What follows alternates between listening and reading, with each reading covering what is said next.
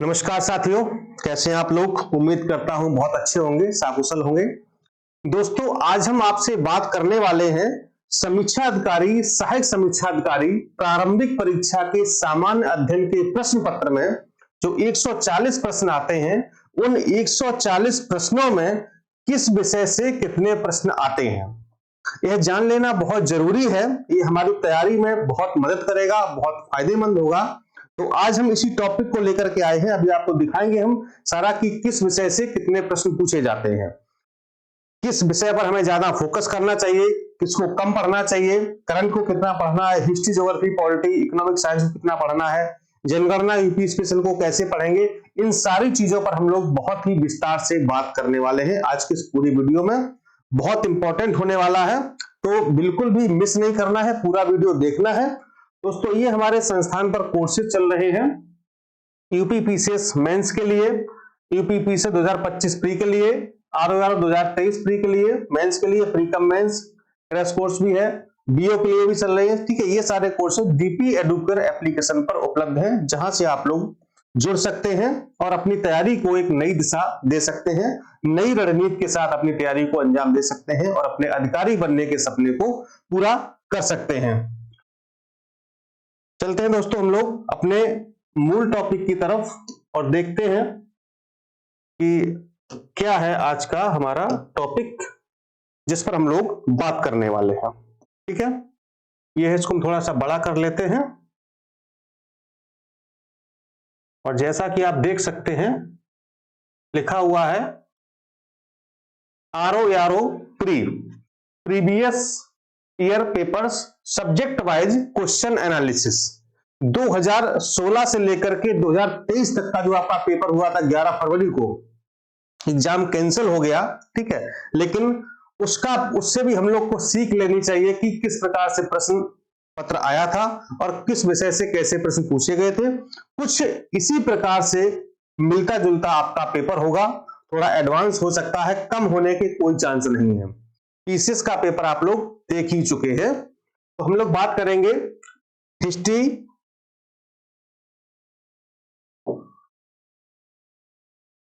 ये पेन ले लेता हूं, हिस्ट्री, ज्योग्राफी, राजव्यवस्था, अर्थव्यवस्था, सामान्य विज्ञान, पर्यावरण, कृषि, उत्तर प्रदेश विशेष, करंट अफेयर्स, जनसंख्या एवं नगरीकरण, रीजनिंग और विविध। यानी कि कुल 140 प्रश्नों में किस विषय का कितना महत्व है, कितना वेटेज है, इस पर हम लोग बहुत ही विस्तार से चर्चा करेंगे।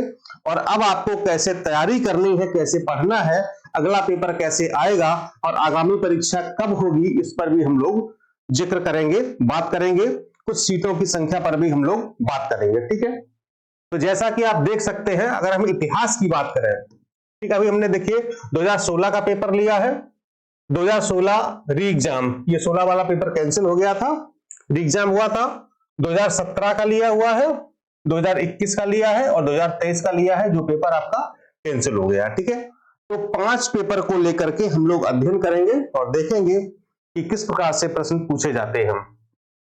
देखिए, अगर हिस्ट्री की आपकी बात की जाए, इतिहास की बात की जाए, तो इतिहास में आपके 3 विषय होते हैं, यानी 3 कैटेगरी में डिवाइड है, एंशिएंट हिस्ट्री, मेडिवल हिस्ट्री और आपकी मॉडर्न हिस्ट्री। विश्व इतिहास इसमें नहीं पूछा जाता है। आर्ट एंड कल्चर के 1-2 प्रश्न कभी कभार मिल जाते हैं, तो बहुत ज्यादा माथापच्ची करने की आवश्यकता बिल्कुल भी नहीं है। ठीक है, एंशिएंट हिस्ट्री की बात करें तो काफी कम प्रश्न आते हैं, मेडिवल हिस्ट्री की बात करें तो उससे भी कम आते हैं, और अगर मॉडर्न हिस्ट्री की बात करें तो उससे अधिक प्रश्न आते हैं। अगर हम एंशिएंट प्लस मिडविल प्लस मॉडर्न की बात करें तो ऐसे कह सकते हैं 25% और 50%। अगर 20 क्वेश्चन पूछे गए हैं तो निश्चित रूप से 10-11 क्वेश्चन मॉडर्न हिस्ट्री से होंगे और 4-5 क्वेश्चन आपके एंशिएंट से होंगे और 4-5 आपके किससे होंगे, मध्यकाल से होंगे। ठीक है, तो इतिहास में देखिए 2016 की अगर बात करें तो 23 प्रश्न पूछे गए हैं। ठीक है, 2023 प्रश्न पूछे गए हैं। ठीक है, और जो री एग्जाम हुआ था 2016 का, उसमें आपके 20 क्वेश्चन आए हुए हैं। इसके बाद 2017 में 22 क्वेश्चन, ठीक है, और 2021 में आए हैं कितने, 21 क्वेश्चन, 21 मतलब 21, ठीक है। और अभी जो एग्जाम हाल ही में हुआ है वो आपके आए थे 23, यानी कि 23 में 23 क्वेश्चन, 21 में 21 क्वेश्चन, 17 में 22 क्वेश्चन, 16 एग्जाम में 20 और 16 जो पहले हुआ था उसमें आपके 23 क्वेश्चन। यानी कि जो इतिहास के प्रश्नों की संख्या है वो 20 प्लस है, यानी कि 20 प्लस है, 20 से कम नहीं आते हैं, 20 से अधिक ही आते हैं। तीनों हिस्ट्री मिला करके हम बात करते हैं। तो इसमें आपको करना यह है कि मॉडर्न हिस्ट्री पर आपको अधिक ध्यान देना है। एंशिएंट भी पढ़ना है, मिडिल पढ़ना है, लेकिन उसकी तुलना में आपको मॉडर्न पर अधिक ध्यान देना है, तभी आप इतिहास के प्रश्न सही कर पाएंगे। दूसरा हमारा है भूगोल, 18 क्वेश्चन, 24, 14, 16, यानी कि इसमें भी जो है कभी कभार प्रश्नों की संख्या कम होगी, कभी अधिक हो गई है। तो ज्योग्राफी भी ऐसा विषय है जिसमें मान सकते हैं कि 20 के आसपास, 20 के आसपास प्रश्न आपके आते हैं, जिसमें से आपके इंडियन ज्योग्राफी से अधिक आते हैं और वर्ल्ड ज्योग्राफी से थोड़े से कम आते हैं, ठीक है। अगर मान लो 20 क्वेश्चन ज्योग्राफी के आए हैं, 20 क्वेश्चन आए हैं, तो उसमें से कम 12-13 क्वेश्चन आपकी इंडियन ज्योग्राफी से मिल जाएंगे और 7-8 क्वेश्चन आपके मिलेंगे वर्ल्ड ज्योग्राफी से, ठीक है। एनवायरमेंट में मैंने अलग कर दिया है, पर्यावरण अलग यहाँ पर है, ठीक है। राज्य व्यवस्था की बात की जाए तो ये संख्या 6, 10, 7, 8, 9 इस तरीके से है। तो ओवरऑल मान सकते हैं कि राज्य व्यवस्था में आपके 8 से 10 प्रश्न आ सकते हैं। 8 से 10 प्रश्न मान के चलिए कि आपको संविधान के मिल जाएंगे, ठीक है। इस तरीके से आपको तैयारी करनी है। अर्थव्यवस्था की बात करें तो 11, 9, 6, 8, 9, यहां पर भी हम 8 से 10 प्रश्न मानते हैं। यानी कि राज्य व्यवस्था और अर्थव्यवस्था का जो वेटेज है वो लगभग बराबर रहता है, लेकिन जो राज्य व्यवस्था के प्रश्न होते हैं वो हो जाते हैं, मतलब पढ़ा अगर आपने ठीक से पढ़ा है तो आप कर ले जाते हैं, लेकिन अर्थव्यवस्था के प्रश्नों में थोड़ी सी दिक्कत होती है। ये जो है ट्रेडिशनल यहां से कम पूछा जाता है, लेकिन जो करंट से जोड़ करके, जैसे बजट हो गया, इकोनॉमिक सर्वे हो गया, डेटाज हो गए, ठीक है, इन चीजों से जोड़ करके जो है अर्थव्यवस्था के प्रश्न पूछे जाते हैं। तो उस तरीके से हमको अपनी तैयारी करनी है। सामान्य विज्ञान के जैसे यहाँ पर 9 प्रश्न ही मात्र हैं, यहाँ पर 10 है, यहाँ पर 15 है, यहाँ पर देखिए 21 हो गए, यहाँ पर 20। लेकिन सामान्य विज्ञान जो है जनरल साइंस, जिसमें आपकी फिजिक्स, केमिस्ट्री और बायोलॉजी आती है, ठीक है। 3 इसमें जो होते हैं, फिजिक्स, केमिस्ट्री और बायोलॉजी। सबसे ज्यादा जो प्रश्न आते हैं बायोलॉजी यानी कि जीव विज्ञान से आते हैं। उससे कम अगर बात करें तो भौतिक विज्ञान यानी कि फिजिक्स से आते हैं, और अगर उससे कम की बात करें तो सबसे कम प्रश्न विज्ञान में रसायन विज्ञान से आते हैं, ठीक है। तो बायोलॉजी पर आपको अधिक फोकस करना है। 20 क्वेश्चन, करीब 18 से 20 क्वेश्चन हम मान के चलें कि आपको साइंस से मिलेंगे, इसलिए साइंस को हल्के मत लीजिएगा। कभी कभी बहुत प्रश्न आ जाते हैं, ठीक है, दिक्कत हो जाती है, अगर आपने नहीं पढ़ा है तो फिर समस्या हो सकती है। पर्यावरण की अगर बात करें तो ये रेशियो है, ठीक है।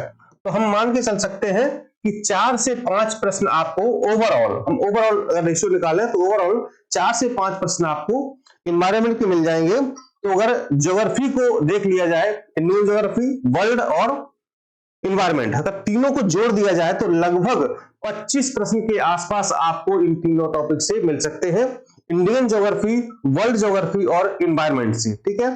तो इन तीनों को अच्छे से पढ़िएगा, और यहां से अगर आपका प्रश्न सही होता है इन टॉपिक से तो प्री होने के चांसेस आपके बढ़ जाते हैं।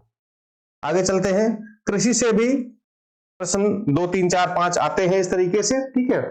यूपी स्पेशल की अगर हम बात करें 9 और 14, 18, 18, 9, यानी कि अब देखिए यहां तो 18 लगातार पूछ लिए गए, ठीक है। 2017 में, 2021 में भी मतलब ठीक ठाक यूपी पूछा गया है, ठीक, लेकिन यहां थोड़ा सा कम हो गया, 9 है, 14 इस तरह। लेकिन फिर भी हम मान सकते हैं कि आपके जो है यूपी स्पेशल के आप 10 से 12 प्रश्न मान के चलिए कि आपके पूछे ही जाएंगे, ठीक है। तो यूपी, हालांकि इस बार जो पीसीएस का पेपर हुआ है, यूपी स्पेशल को मतलब हमें लग रहा टच ही नहीं किया, टच किया 1-2 क्वेश्चन पूछे हैं, लेकिन ऐसा हर बार नहीं होता है। पता चले आपने यूपी पढ़ना बंद कर दिया और यूपी से प्रश्न बन गए ठीक ठाक, तो दिक्कत हो जाएगी, इसलिए छोड़ना किसी को नहीं है, पढ़ना सब कुछ है। पेपर चाहे जैसा है, करंट के प्रश्नों का रेशियो जो भी रहा हो, लेकिन मैंने देखा है कि आरओ की बात करें तो कम से कम 20 से 22 प्रश्न आपको करंट अफेयर्स के मिल जाते हैं। कितने? 20 से 22, कभी कभी ये संख्या 25 भी हो सकती है। इसलिए पिछले एक वर्ष का, अब देखिए पीसीएस में मान लीजिए 1.5 से 2 साल का पीछे का करंट पूछ लिया है, ठीक है, तो थोड़ा सा अपने दायरे को बढ़ाइए, मैं यही कहूंगा। जो करंट का नोट्स हमने आपको प्रोवाइड किया है उसको पढ़ लीजिए अच्छे से। और 1 साल का अभी तक पढ़ते थे, हम लोग भी टारगेट करते थे पिछले 1 साल का 10 से 12 महीने का आपसे पूछा जाएगा, लेकिन आप थोड़ा सा अपनी चीजों को बढ़ा लीजिए, पिछले 1.5 साल का कर लीजिए अगर प्रारंभिक परीक्षा पास करनी है तो। चूंकि पीसीएस जैसा अगर हाल हो गया तो दिक्कत हो सकती है।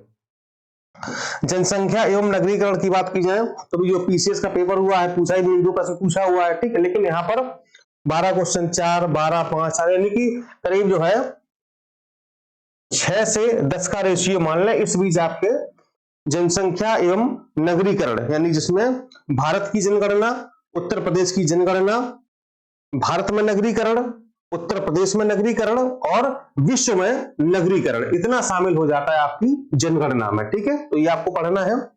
रीजनिंग वही 15, 14, 14, 12, 12, तो यहाँ पर जो है करीब 12 से 14 प्रश्न मान के चलिए कि आपके रीजनिंग के पूछे जाते हैं। लेकिन इसमें से अधिक प्रश्न ऐसे होते हैं जो आसान होते हैं, थोड़ा सा प्रयास करते हैं तो हो जाता है, क्योंकि थोड़ी बहुत रीजनिंग सबने पढ़ी होती है, बहुत ज्यादा क्लिष्ट सवाल रीजनिंग के नहीं आते हैं, ठीक है। तो मतलब 6, 7, 8 क्वेश्चन तो ऐसे ही हो जाते हैं आसान तरीके से। अगर थोड़ा सा और प्रयास करें तो आप जो है लगभग सभी सही कर लेते हैं, ठीक है। और अन्य क्षेत्रों से जैसे आर्ट एंड कल्चर हो गया, या मतलब जो उनका कोई पता ही नहीं है, इस तरह से प्रश्न पूछे जाते हैं और ये संख्या आपकी हो जाती है 140, ठीक है। तो अब देखिए इसमें अगर आप ओवरऑल देखें तो छोड़ने वाला तो कुछ भी नहीं है, क्योंकि जिस विषय को आप छोड़ेंगे वही आपको धोखा दे सकता है। और सही बात है, किसी विषय को, जैसे मान लो इस बार यूपी पीसीएस में हिस्ट्री खूब पूछी गई है ना, मतलब एकदम से लग रहा है जैसे हिस्ट्री वाले एग्जामिनर ने पेपर बनाया हो, ऐसा लग रहा है। अब पता चले कि ऐसा भी हो सकता है कि जो आरओ का एग्जाम हो और उसको उसमें हिस्ट्री को नकार दिया जाए, या मतलब नकारा तो नहीं जाएगा लेकिन प्रश्नों की संख्या कम हो सकती है, ठीक है। हो सकता है ज्योग्राफी बढ़ जाए, पॉलिटी बढ़ जाए, या कुछ और बढ़ जाए, तो हो सकता है बैलेंस भी रहे। तो आप अपनी तैयारी ऐसे करिए एकदम से बैलेंसिंग तरीके से, ठीक है। और जो आरओ का आपका एग्जाम है, मुझे कहने में अच्छा तो नहीं लग रहा है लेकिन कह देता हूं, अभी बड़ी मतलब आयोग में खिचड़ी पक रही है, कैलेंडर नहीं दे रहे हैं, कोई डेट निर्धारित नहीं कर रहे हैं, हमारे छात्रों को, प्रतियोगियों को असमंजस में रखे हुए हैं। मतलब ये मतलब अच्छा तो नहीं हो रहा है, ठीक है, लेकिन वही कि कर क्या सकते हैं आयोग के सामने, नहीं आप कुछ कर सकते, नहीं मैं कुछ कर सकता हूं, ठीक। करना है वो आयोग को ही करना है। तो कैलेंडर देखिए आएगा जनवरी में ही, लेकिन कब आता है, हालांकि मैंने सूचना पिछली बार दी थी कि आने वाला, लेकिन वही ना कि अब आयोग है अपनी, उसकी जो है महिमा मंडन अपना है, जो भी करे। खैर आप ये मान चलिए कि अप्रैल में जो आपका एग्जाम होना था, तो अप्रैल में भी हो सकता है, लेकिन थोड़े से चांसेस कम लग रहे हैं, हो सकता है एग्जाम आपका जून में भी जा सकता है, जाएगा नहीं ये मैंने नहीं कहा, जा सकता है। इसलिए अभी लेकिन तैयारी आप अपनी अप्रैल के हिसाब से करिए, कि अभी आपका जो आरओ का एग्जाम है वो अप्रैल में ही होने वाला है, उसी हिसाब से आप अपनी तैयारी करें, ठीक है। सीटों की संख्या भी बढ़ गई है, ठीक है, लगभग सीटें आप 500 मान चलिए, मैं कई बार बोल चुका हूं, ठीक है। इनका डिटेल जैसे मेरे पास आएगा मैं आपको बता दूंगा कि आरओ कितनी है, एआरओ कितनी है, सचिवालय में कितनी है, लोक सेवा आयोग में, राजस्व परिषद में, निर्वाचन आयोग में कहां पर कितनी सीटें हैं, लेखा कितनी है, और अन्य जो है सीटें हैं वो कितनी है, वो भी आपको डिटेल में बता देंगे। लेकिन इस बार आरओ की संख्या ज्यादा है, ठीक है। आरओ की संख्या कितनी है, बहुत ज्यादा है, एआरओ की संख्या कम है, एआरओ की सीटें कम है, आरओ की ज्यादा है, और वो भी आरओ की सचिवालय में सबसे ज्यादा है, मतलब 300 से अधिक सीटें हैं जो आरओ सचिवालय है, ठीक है। मतलब ये बहुत बड़ी वैकेंसी है, अगली पता नहीं कब आएगी, जो भी है, ठीक है। लेकिन ये जो है आपकी, कुछ लोग यही पूछते हैं सर कब तक कंप्लीट होगी, तो मान चलिए 2025 में तो ये कंप्लीट नहीं हो पाएगी, 2026 के स्टार्टिंग या हाफ तक ये कंप्लीट होगी, और जो अगली वैकेंसी है उसका इंतजार 2026 से पहले ना करें, ठीक है। अब ये मत पूछिएगा आप लोग कमेंट करके कि सर अगली वैकेंसी कब आएगी, मैंने बता दिया 2025 में तो नहीं आएगी, 26 में ही आएगी, ठीक है, 26 में ही आएगी अगली वैकेंसी।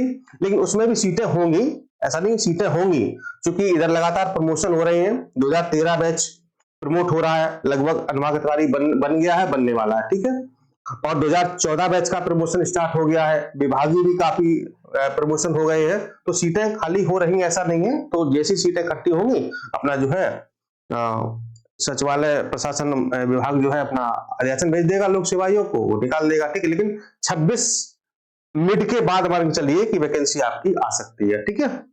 चलिए कोई और डाउट हो तो आप लोग बजाय कमेंट कर दीजिए, ठीक है। लेकिन अब ये मत पूछना कि परीक्षा कब होगी और पद कितने हैं और अगली वैकेंसी कब आएगी, ये कभी प्लीज ना करें। अच्छे कमेंट करें, उसका मतलब जवाब देने में, अब चूंकि ये हम बता चुके हैं, अब यही बार बार पूछेंगे तो पर अच्छा नहीं लगेगा, है ना। तो कुछ और जानना हो वो कमेंट करिए, उसका हम जवाब आपको विधिवत तरीके से देंगे। और मैं मोस्टली लोगों का जवाब देता हूं, आप देखते होंगे लगभग सभी लोगों का जैसे समय मिलता है हम रिप्लाई कर देते हैं, ठीक है। और अपनी तैयारी एकदम से बेहतरीन तरीके से करते रहिए, लूज नहीं होना है। जब भी परीक्षा हो इस बार क्रैक करना, ठीक है। और मेन देखिए प्री ही है, अगर प्री ना निकला तो सब बेकार, सारी लड़ाई तो प्री की है। प्री अगर ना हुआ तो बाहर हो गए, कोई मतलब ही नहीं तैयारी का, ठीक है। इसलिए तैयारी करते रहिए। मिलता हूं अगले वीडियो में, नमस्कार, जय हिंद।